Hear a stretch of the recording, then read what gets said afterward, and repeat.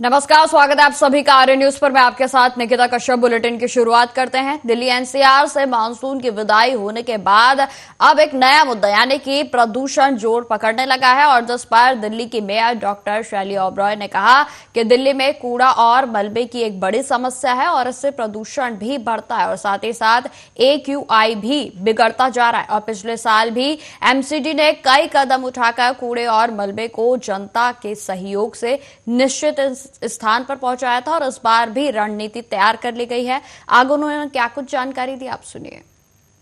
हम सबको मालूम है दिल्ली में सबसे बड़ी दो समस्या है। पहली है म्युनिसिपल सॉलिड वेस्ट यानी कि कूड़ा, और दूसरा कंस्ट्रक्शन एंड डिमोलिशन वेस्ट यानी कि मलबा। एक आम प्रैक्टिस है कि कहीं भी गली के कोने में, पार्क के साइड पर, बैक लेन पे कूड़े की थैली फेंक दी जाती है, या अगर कहीं कंस्ट्रक्शन साइट पे जहां पर कोई बिल्डिंग या प्रॉपर्टी बन रही होती है, मलबे को किसी कोने में डाल दिया जाता है। अगर हम CND वेस्ट की बात करें तो सबसे बड़ा जो कंट्रीब्यूशन है प्रदूषण में वो मलबे का है, और दिल्ली में हर साल प्रदूषण की समस्या रहती है और इसीलिए जो एयर क्वालिटी इंडेक्स है उसमें भी काफी हर साल इजाफा देखने को मिलता है। अब सुप्रीम कोर्ट का भी एक ऑर्डर था 2021 में, जिसमें commission for air quality management को निर्देश दे दिए गए थे कि डस्ट कंट्रोल मेजर्स किए जाएं और साथ ही CND साइट्स बनाई जाए। दिल्ली सरकार हो या नगर निगम, हमेशा से हर साल प्रदूषण को कम करने के महत्वपूर्ण कदम दोनों निकालते हैं। पिछले साल भी नगर निगम ने बहुत सारी कंस्ट्रक्शन एंड डिमोलिशन साइट्स बनाई, जिनको JE स्टोर्स में डेजिग्नेट कर दिया गया और उन साइट्स को लंबी लंबी नीली शीट से कवर कर दिया गया, और जिसकी वजह से कितने टन जो मलबा है जो पहले सड़कों पर, बैकलेन्स पर या पार्क के कोने में देखने को मिलता था, जनता ने भी काफी साथ दिया और हमारा जितना नगर निगम का स्टाफ है उनके योगदान से कितना टन मलबा उन डेजिग्नेटेड साइट्स पर गया। हम सबको आम आदमी पार्टी के राष्ट्रीय संयोजक और दिल्ली के पूर्व मुख्यमंत्री अरविंद केजरीवाल ने कहा कि चुनाव आने वाले हैं और किसी भी चुनाव को हल्के में नहीं लेना चाहिए। आज के चुनाव से सबसे बड़ी सीख यही है कि कभी भी अति आत्मविश्वासी नहीं होना चाहिए। हर चुनाव, हर सीट मुश्किल होती है और हमें कड़ी मेहनत करनी होगी और किसी भी तरह की अंदरूनी लड़ाई नहीं होनी चाहिए। जितना भगवान ने दिया है, खुश रहो और जनता की सेवा करो, देश की सेवा करो। अब चुनाव आने वाले हैं। पहली चीज तो किसी भी चुनाव को हल्के में नहीं लेना चाहिए।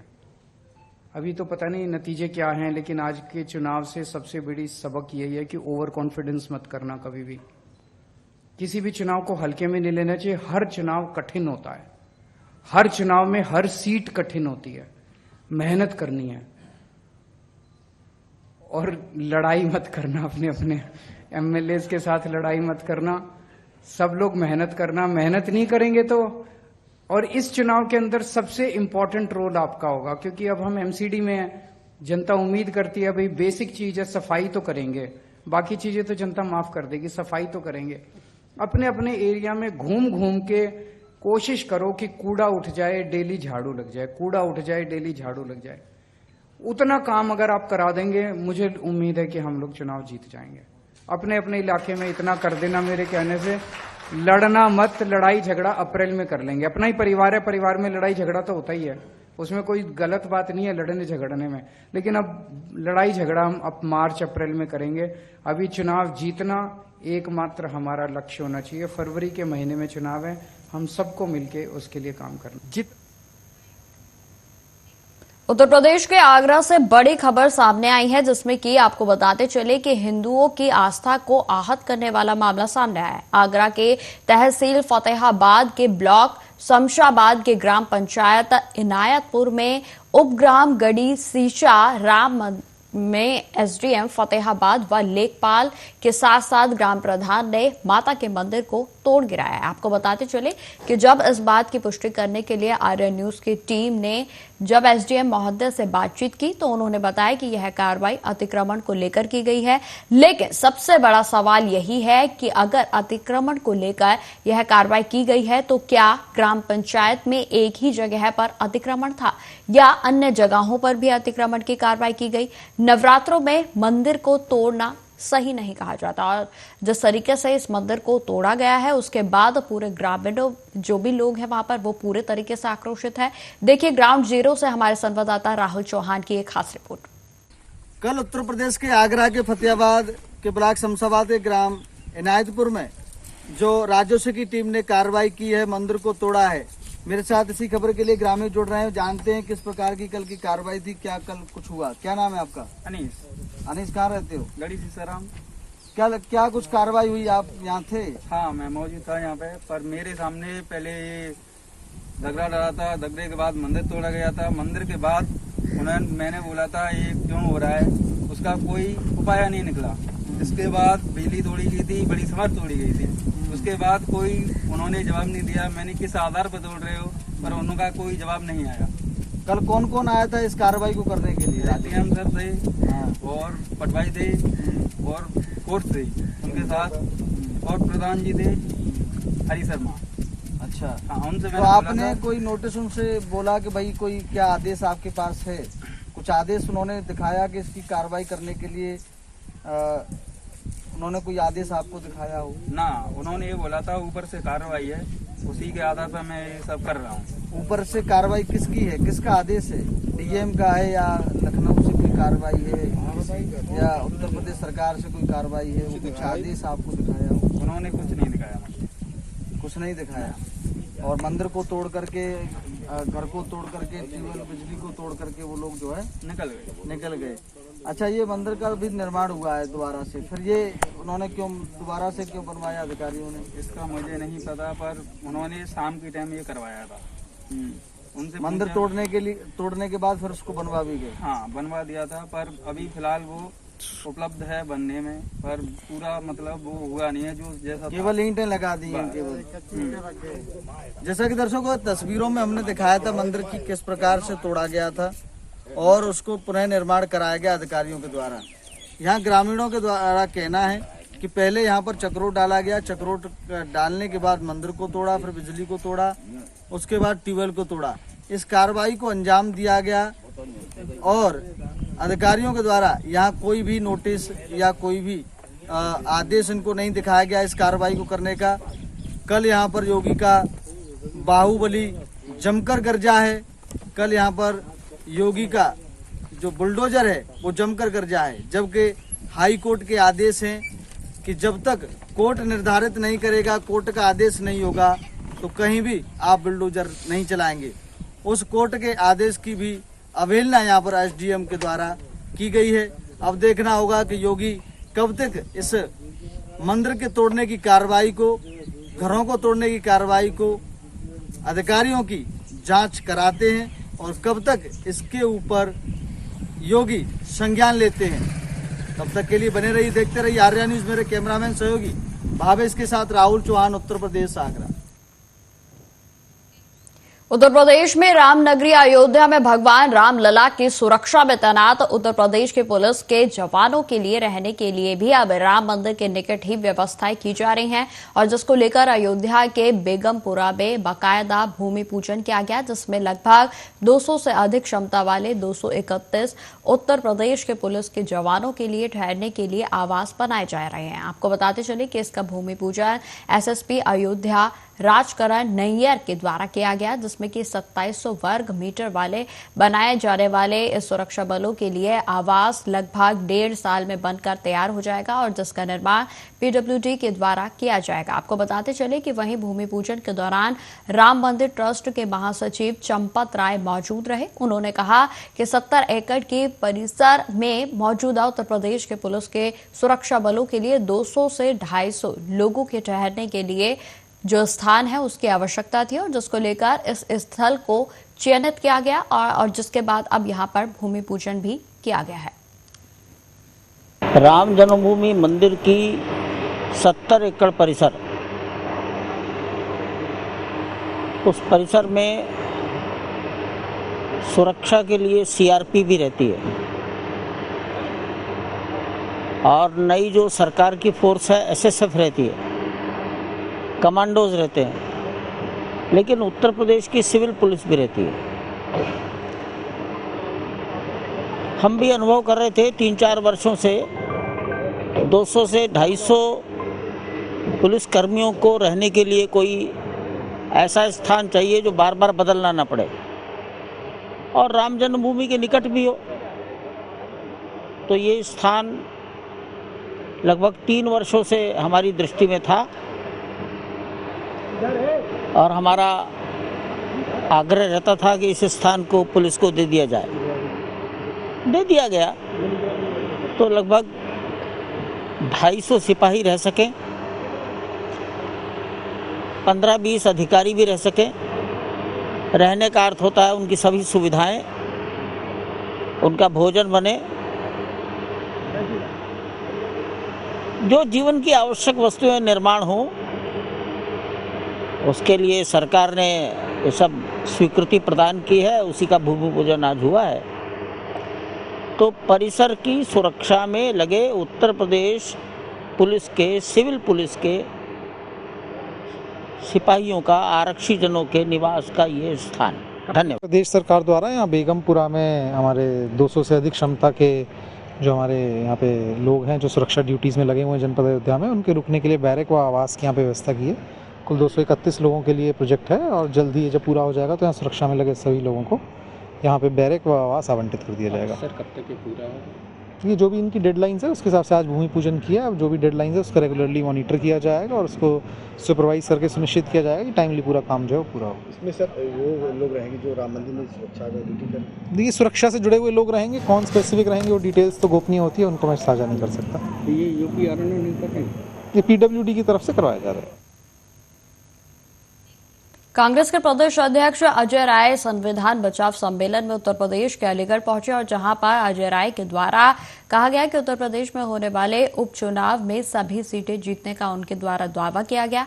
अजय राय ने आगे यह भी कहा कि अलीगढ़ आने पर वो बेहद ही खुश हैं। संविधान बचाव सम्मेलन में वे अलीगढ़ आए हैं और जिसमें प्रदेश में होने वाले उपचुनावों में सभी जीतों को जीतने का दावा उनकी ओर से किया गया।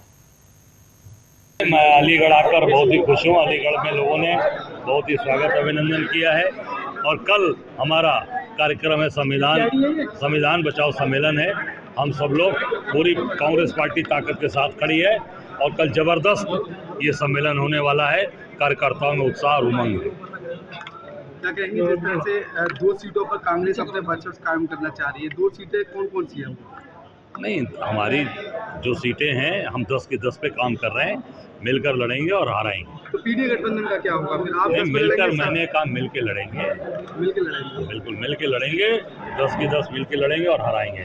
क्या रणनीति आपकी रहेगी चुनाव में? रणनीति है जनता को जगाना और इनकी गलत चीजों को जनता के बीच में बताना। बेरोजगारी, महंगाई, भ्रष्टाचार और पूरी तरीके से बुलडोजर का मुंह घुमाना, ये सारी चीजें रहेंगी और निश्चित तौर से आम जनता को जागृत करेंगे और अपने हक अधिकार की बात करेंगे। नरसिंहानंद के द्वारा बयान जो दिया गया बिल्कुल गलत है। ये प्रायोजित है। नरसिंहानंद को गिरफ्तार करे सरकार और रासुका एनएसए के तहत कार्रवाई करके उनको जेल भेजे। कांग्रेस किस तरह का प्रदर्शन कर रही है? कल यह संविधान बचाओ सम्मेलन जो हमारा कल 3 हो गया, चौथा है, उस पर हम लोग मजबूती से आगे 10 विधानसभा में कर रहे हैं।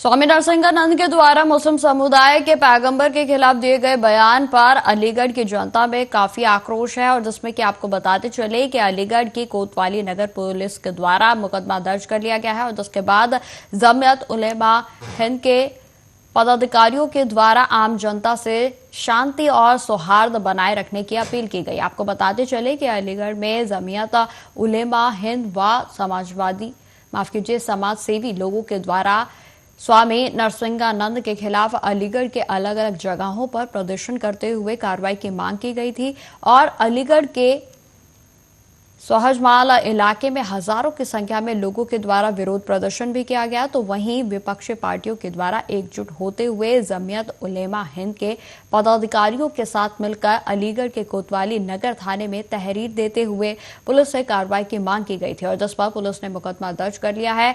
और आपको बताते चले कि मामले की जांच भी की जा रही है। अलीगढ़ वालों से ये एक दरख्वास्त और अपील करना चाहता हूँ, क्योंकि ये मुल्क एक ऐसा मुल्क है जो सबके लिए है।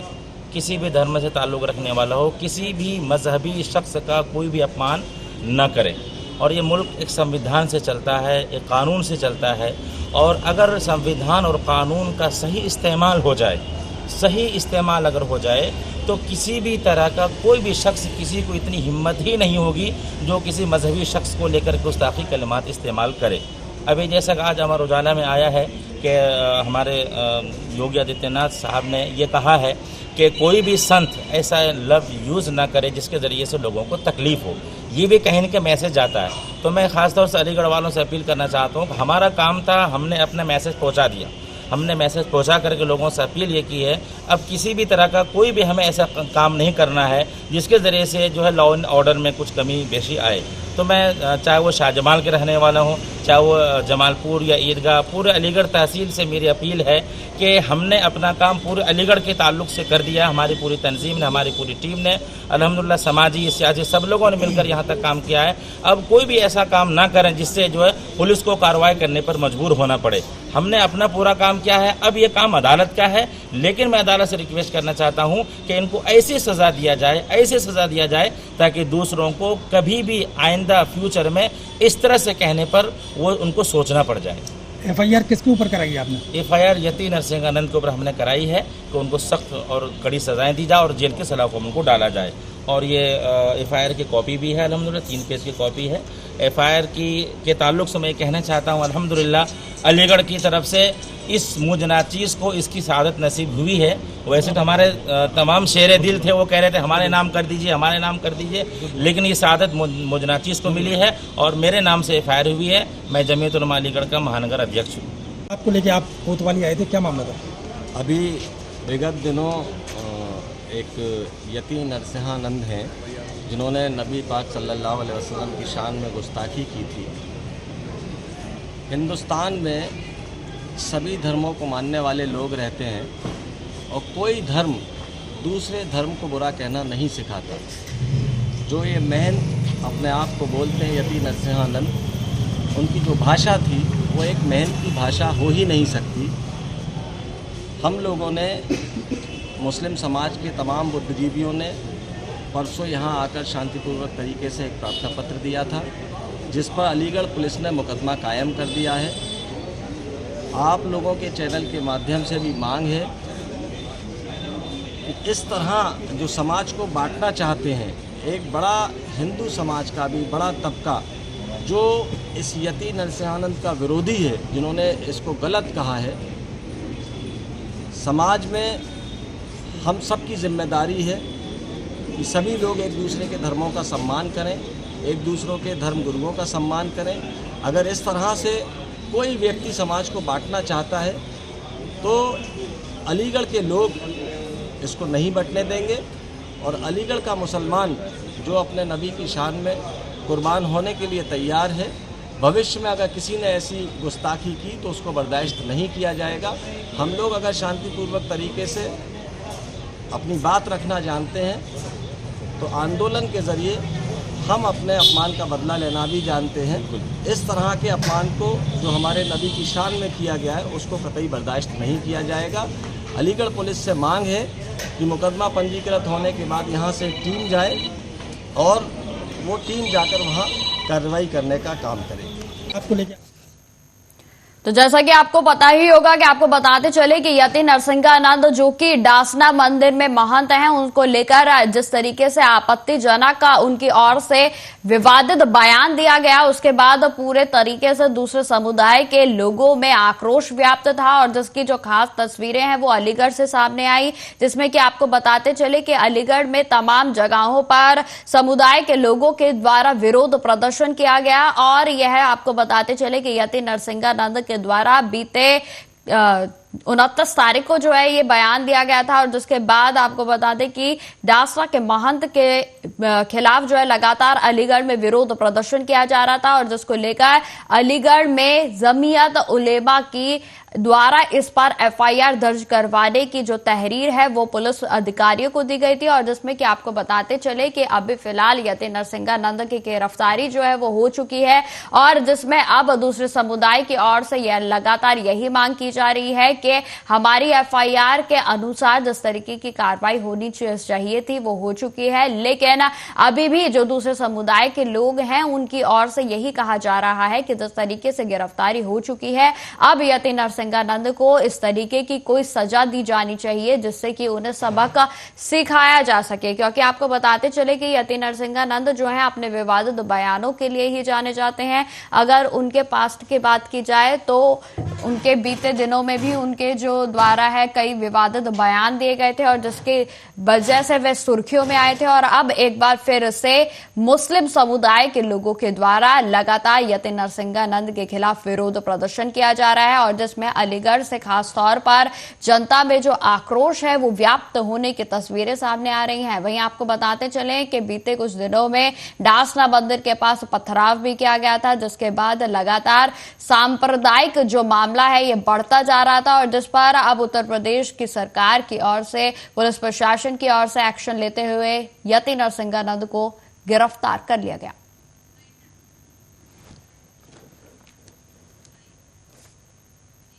तो फिलहाल इस बुलेटिन में इतना ही। देश दुनिया की तमाम खबरों की जानकारी के लिए बने रहे हमारे साथ। नमस्कार।